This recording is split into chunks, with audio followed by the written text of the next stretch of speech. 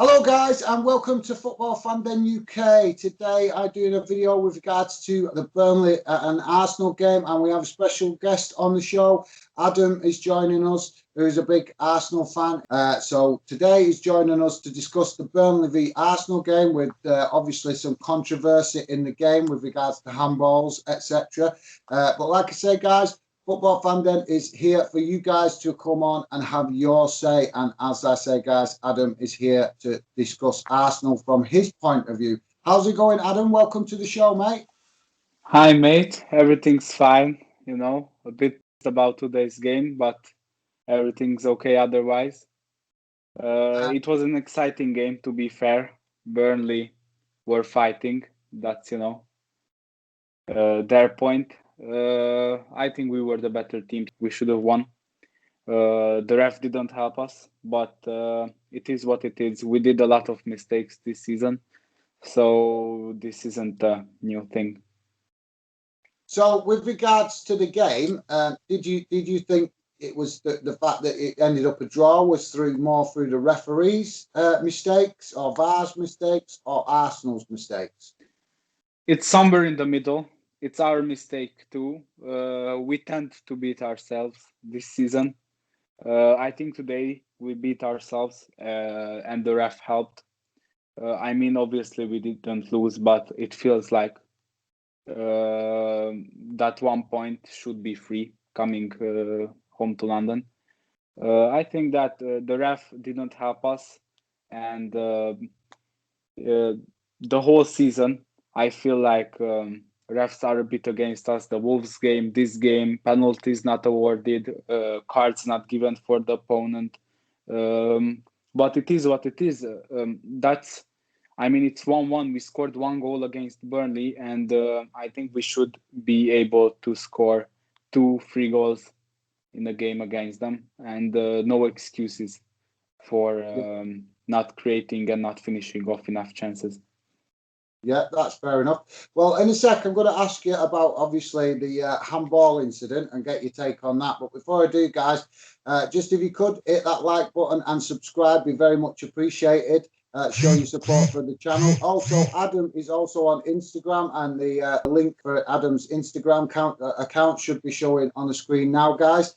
So if you are an Arsenal fan or you just love talking football, drop Adam a follow, and I'm sure he will love to talk to you about all things Arsenal as well as general UK football.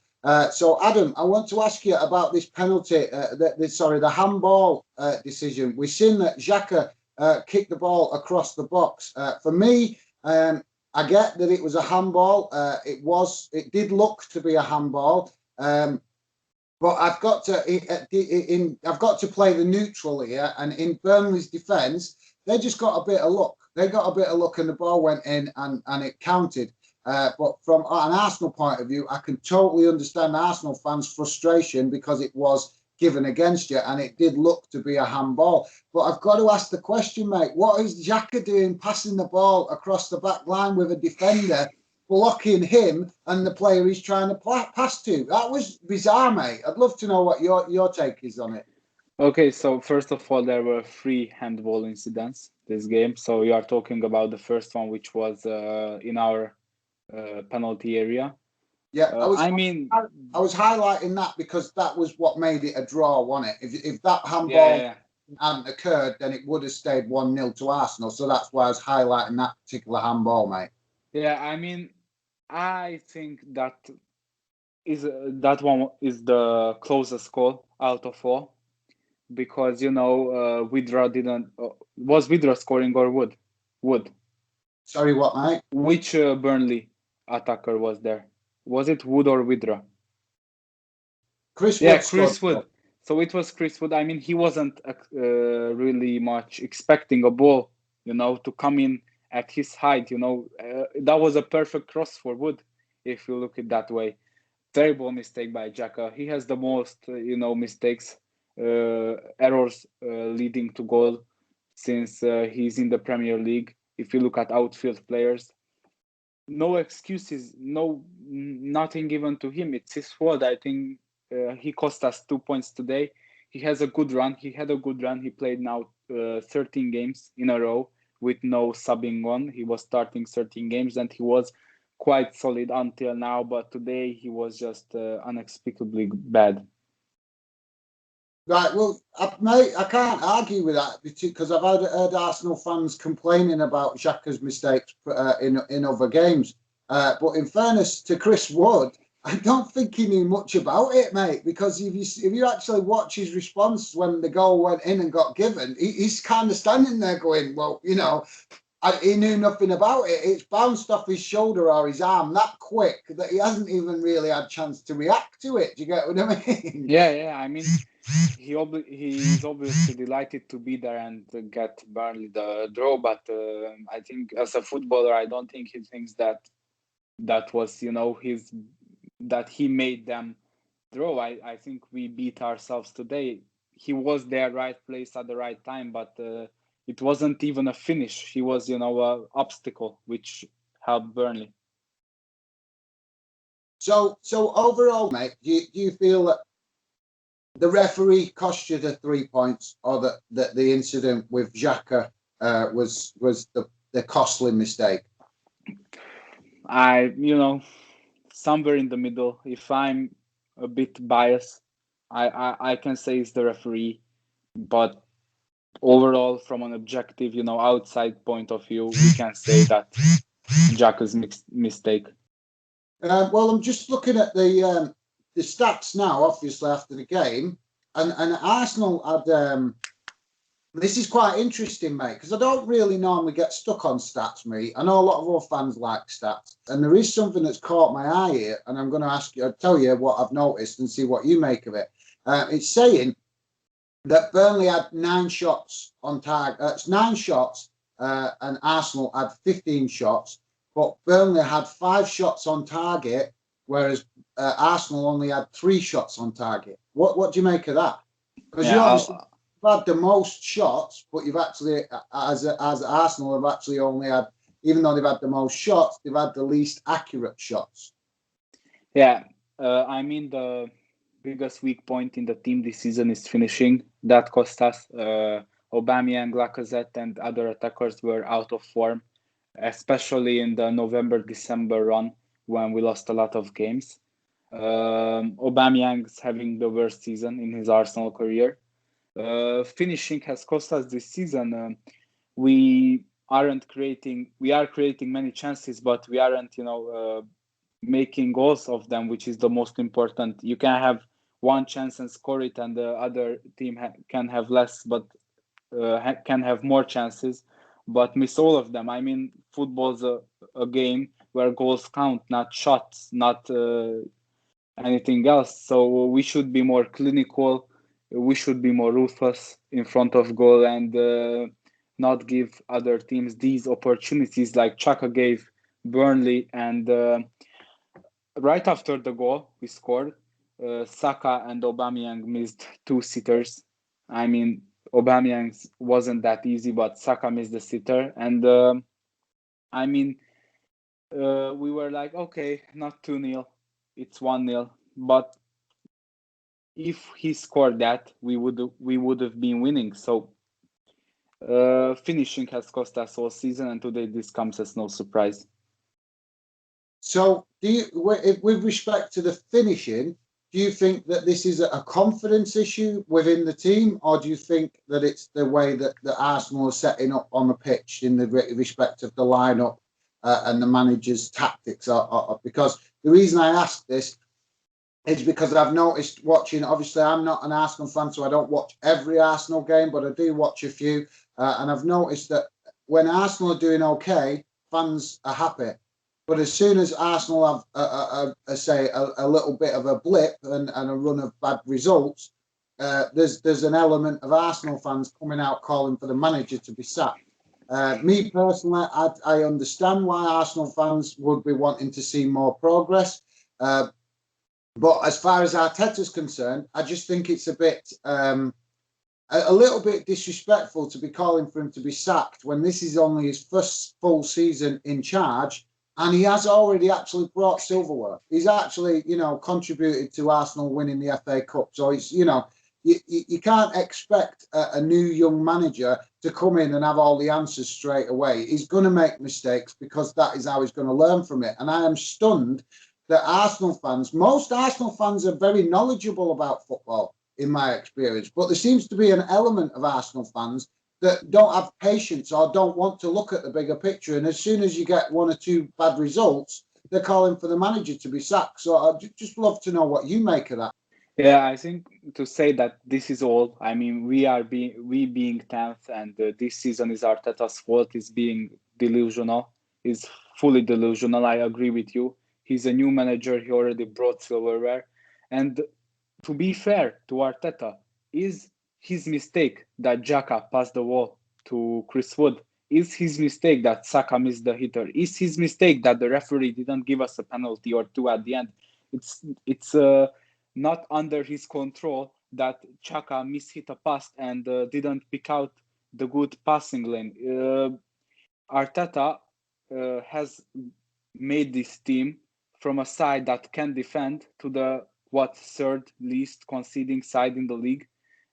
He has built a defense, and I think it's a confidence issue. The finishing, it's 100% a confidence issue.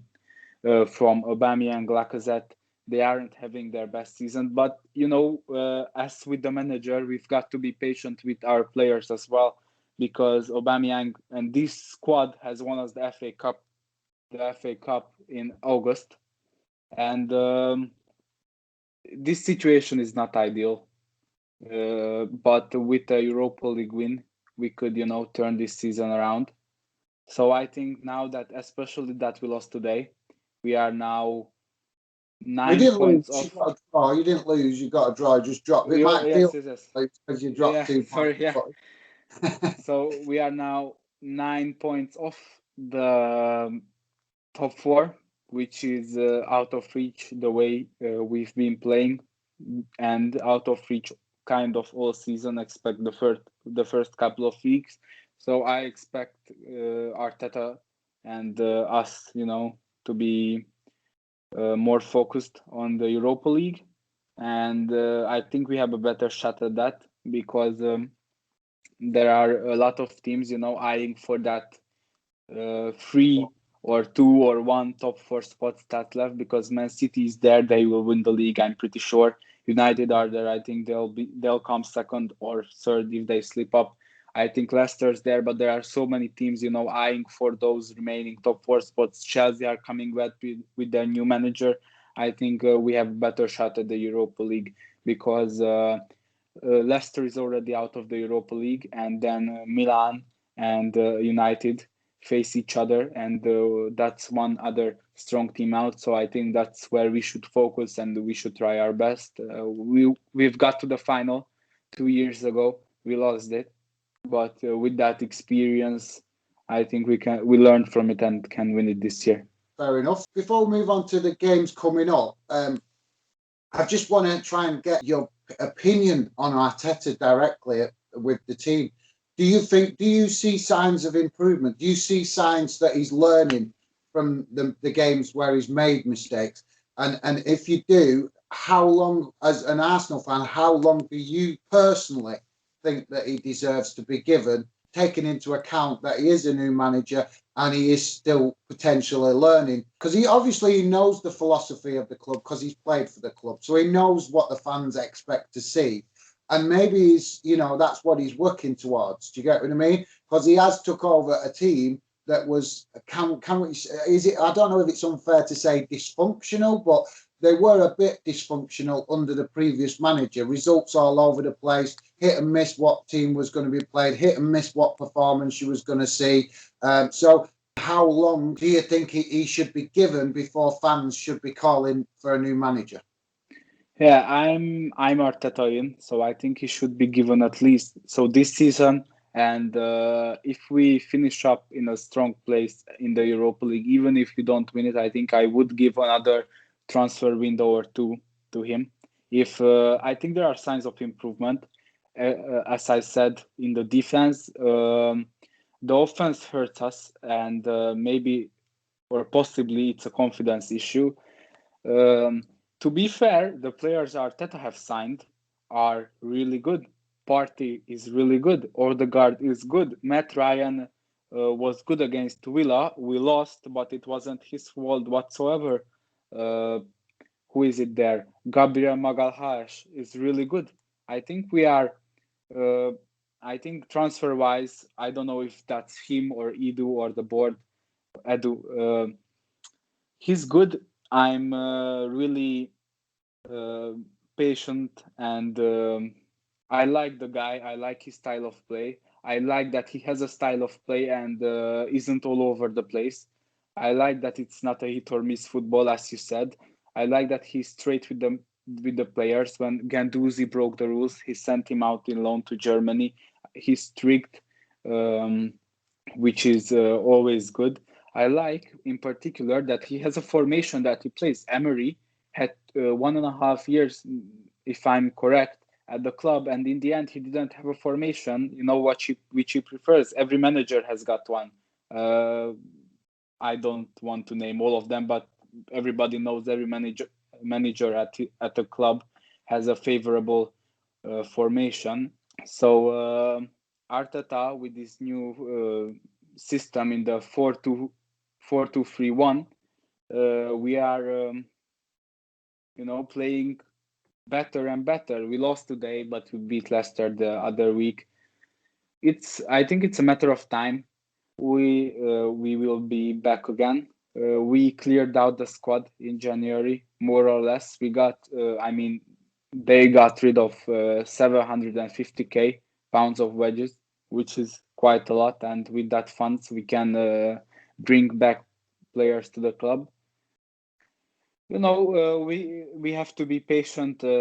I think Chelsea was really harsh with Frank Lampard, even though they are doing good with the new gaffer, Thomas Tuchel. But I would give Arteta time.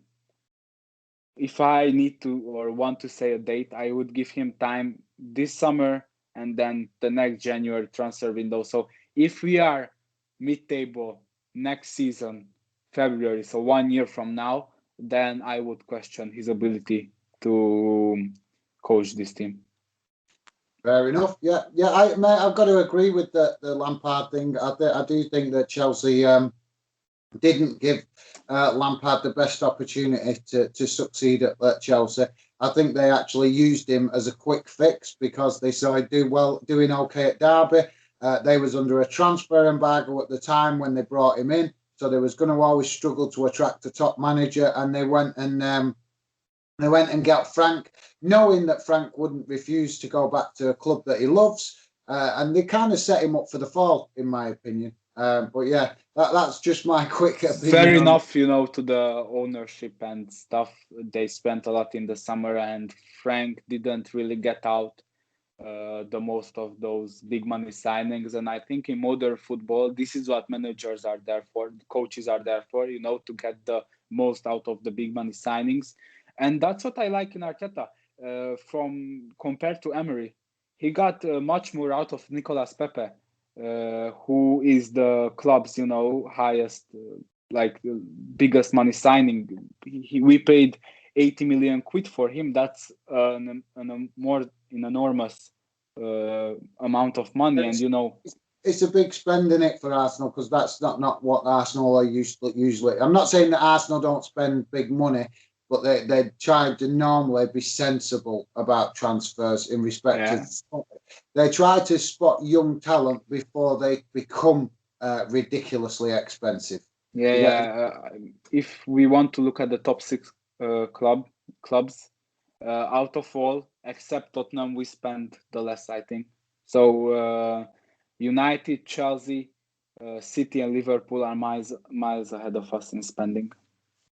Yeah. But to be fair, mate, that there's one or two other clubs, and we're not going to mention no names, but there's one or two other clubs that are, just that their owners have desire to buy success, not to actually earn success. You get what I mean? I agree. And we're seeing that, and I think that some of the things that have been brought in to curb the spending, i.e., they brought in the rule, didn't they, to minimise the rule with regards to how much a club can spend compared to earn. They brought that rule in, And I do sort of agree with it, but at the same time, I'm kind of 50-50 because it's like, if an owner wants to put money into the club, then they should be allowed to. You get what I mean? Yeah, That's their choice. yeah. What the rule should be is that these owners cannot lumber the club with massive amounts of debt. If they want to put in 200 million to buy players, fine, no problem. But that 200 million should not be just spent and then expect the club to pay it back to the owner over a period of time. I think that's where the problem is. Yeah. Because some owners do want to put in money and they're not bothered about getting the money back. But some owners put the money in because they want the money back. Do you get what I mean? They're using it as kind of a loan type thing. But obviously, that's a debate for another day. So anyway, mate, before we quickly go to the fixtures, I just wanted to get your opinion about, are you happy that Ozil has moved on, and if you could, if you see still a problem in the team with a particular player that you would like to see Arsenal get rid of and replace, who would it be, and what player, what position do you think that Arsenal should be looking to strengthen in the summer transfer window that would give you the opportunity to push on and start challenging at the top of the league? Okay, so Ozil, obviously, he's on the verge of being an Arsenal legend. I like him very much. He was You think so? well. If as far as I asked fans and worked with fans and talked with fans through Instagram, through real life, many fans regard him as an Arsenal legend. There was a debate in an Arsenal group chat. I personally don't consider him an Arsenal legend with this last 1 year and stuff. I like the guy and he's a player to remember. He gave us many good performances, good years, and so on. But he has to move on. He was frozen out of the squad. I'm happy that he left because he was sucking up a lot of money. Uh, it is what it is. His situation is somewhere in the middle. You already talked about it with someone else in another video. Uh, I don't blame Ozil. I don't blame the club either. China is Arsenal's biggest partner, and so on. To the other question, yes, I'm really harsh, and I was really harsh with Willian, David Luiz, and Chaka because I think they are those players who are replaceable. I Before them I was harsh with Mustafi, Socrates. I'm really happy that they are gone, and I really like the club move out the Deadwood, if that's correct. Um, I think that Willian is starting to regain form, but for 200k a week to not have a shot on target in the Premier League is just inexplicably bad. I've But credits to got, him, I've got, you sorry, know. I've got to agree with you there, mate. Willian has been so disappointing, so disappointing. Like you say, he was doing it for Chelsea, so he's only moved a couple of miles up the road. You'd think he'd be able to just do it just the same for Arsenal. So he's been massively disappointing. And just touching on the Ozil thing, the only reason I question Arsenal fans calling him a legend is because when you compare Ozil to the likes of Thierry Henry and Bergkamp, he doesn't even come close. He just No, no, doesn't. no, no, no. There are tires of legend. I mean, legends. I think that let's say that we are talking about not just Arsenal legends. We talk about football legends. So let's say that Diego Maradona, Pele, Messi now, and they are like the best footballers of all time. They are in the top five, top 10 if somebody doesn't like them, but top five for me, Yeah, Messi and Maradona are in. But I think that, let's say, Raul, who played for Real Madrid, is a football legend. But I don't think that he thinks that he's as good as Maradona was or as Messi is. So there are tires of even between legends of how good they were, how good they are. Um, Ozil doesn't come close. He's somewhere at that, Ashley Cole level, which we hated Ashley Cole for going to Chelsea, Ashley Cole and stuff. But But when he had an Arsenal shirt on, he did do good things for Arsenal. I yeah, get what you mean. yeah, Right, mate. Sorry, go on. yeah. To the William thing, I was really harsh with him, and we talked about it and stuff. But credits to him in the past week. So like past 3 games, Benfica, Leicester, and today he got in the 3 games 4 assists. So he's trying to come back. I feel a bit that he's trying to come back, and if he can do so, then I'm not against him. Do you think maybe he came to the club with confidence issues because of Chelsea letting him go? I don't know what William thinks. I think he just, things started to go down from his feet when he came to the club. First game, he got 3 assists against a hat trick of assists against Fulham. And then things started to go from bad to worse. I mean, he lost confidence in the meantime. Yeah. No, I was just suggesting it because if he did come with confidence issues, it might explain partly why he was so poor when he first came to the club. That was my reason. But yeah. Anyway, mate, on to the upcoming games and get your thoughts on this. You've got a massive game coming up in the Europa League next against Olympiacos. And Olympiacos might not be the best team in Europe, but they've definitely got experience and they're regulars in Europe. So this could be a tricky game. So I'd love to know what do you make of that? What are you expecting to see, or do you expect a tough game? Because obviously you got the away game first. So are you expecting a tough game in Greece? Yes, I do. I think that Olympiacos are a hard team to face. We got knocked out of the last 32 last year, so we can't take them. We need to take them seriously, and we have to be at our best. And we need to beat them. I mean, it's a no-brainer. That comeback against Benfica from 2-1 down was a season saver. Goals by Tierney and Aubameyang saved us. Great performance by Saka, and we need to do the same.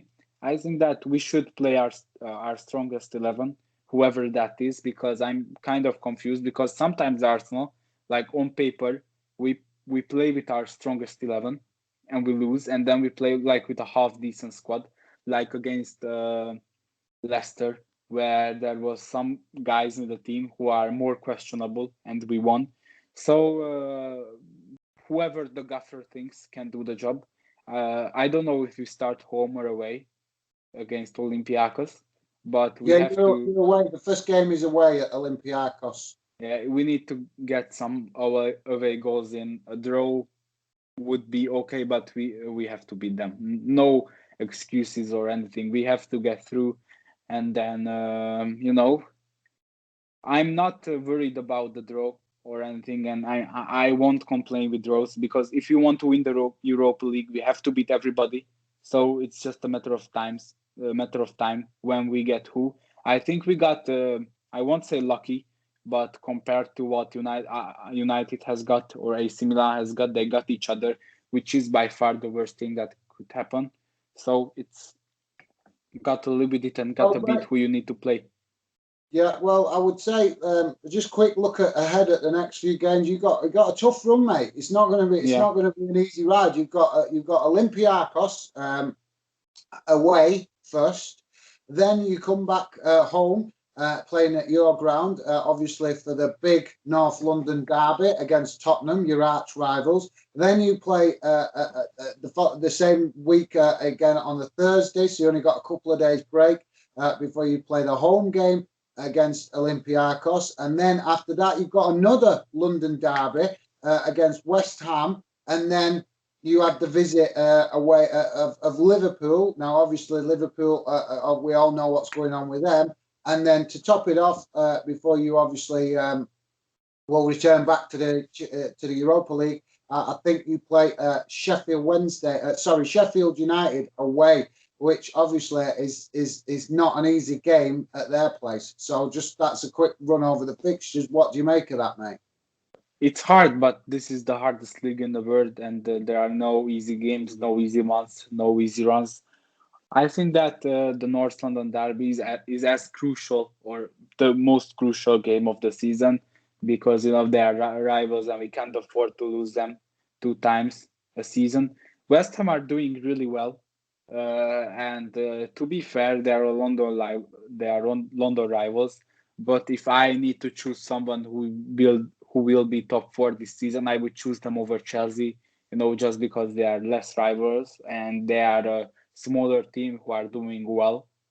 To be fair, after that Liverpool and the Chelsea game, it's No, hard. sorry, Liverpool Sheffield. You got Liverpool Sheffield. Liverpool and Sheffield game. Sheffield we need to beat. Liverpool is hard, but they are still a world class team. Deep down, I know they are not doing well whatsoever. I mean, you can't really. The good thing about the Liverpool game is it's at your place. It's at home. You've got that game at home. So I don't see Arsenal having too many problems in that game if Liverpool carry on playing as poorly as they have been doing. Yeah, maybe after them losing 5 at Anfield, I would like it to be an away game, to be fair. But Dave, this is like this shows how football and the Premier League is, especially this season. They've won 72 games at home, or they went unbeaten 72 games at home, and now they've lost 5 in a row. So it's just that unexplainable things that is especially. Personally, I think it's very explainable with Liverpool at the minute, but a lot of fans don't want to acknowledge that, and I think they're just mentally tired. I think the injuries that they've got in the team, as well as the fact that, like you just said, 70-odd games unbeaten at Anfield. They've had one heck of a run. They've won the Champions League 2 seasons ago. They just won the Premier League last season. I think they're just shattered, mate. They're just mentally tired. It's as simple as that. I think that they'll come back strong next season. That's why you need squad rotation. I think you're right. They've played the same starting 11 for 3 years. And, obviously Van Dijk got injured and stuff. So yeah, you're right. For the unexplicable things, I was, thinking that this season is really unpredictable, and that's it's really tight, unpredictable, and teams are as inconsistent as other ones. I mean, I can say that we are as inconsistent as Chelsea or so, and this is one of the closest Premier League seasons ever. If we don't look at Man City and look at the other 19 teams. Yeah, that's fair enough.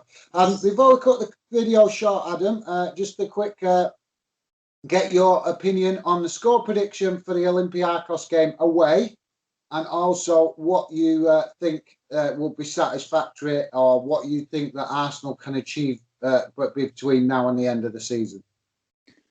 Okay, so score prediction for the Olympiacos game. I think 3-1 to us. We need to score goals away. That's a huge advantage for the second leg. I don't mind how we go through. If we go through like last time, people say that we should have beaten Benfica more easily. If we get through, it doesn't matter. I think 3-1 to us is a fair score prediction. I don't think we can get a clean sheet, but I think that with a good performance by Aubameyang and Saka and the other strikers, we can score 3. Yes, I can see William or Pepe, a squad rotation, Emil Smith-Rowe or Odegaard, or one of them on the wing playing. This is we've got squad depth there, so I can see rotation. I don't know how Arteta wants who to play and where, because our wingers are quite versatile. Most can play on both wings or at striker. Aubameyang can play left wing. So interesting decisions to be made, which only the gaffer knows how to do. He knows the players best where they can win us the games. So yeah, 3-1. And then what would be satisfactory? Obviously, I don't think we can bounce back getting top 4. That feels like winning already. Sad, how we got down, but I don't think we can get top 4. I think if we improve, we can be around 7th, 8th place. That would be half decent. I wouldn't be happy with that overall, but it is what it is. Mistakes cost us, and we've got to learn from them, and to improve and build a great team next year. We've got players to change, positions to strengthen, and then I think the Europa League is what we should be focusing on. I think if we get our together, we can win it, and that would be the satisfactory. If we win it, we are back in the Champions League, possibly new owner coming in late 2021, and then we should be going forward as a club. That's something that would set us, back to the right path.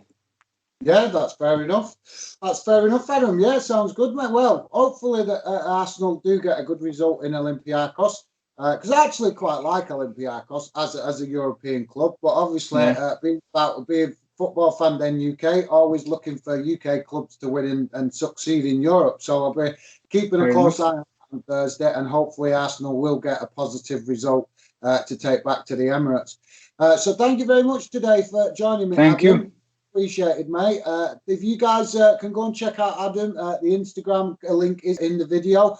So go and check him out, and I'm sure he will be happy to engage and talk football with you on Instagram.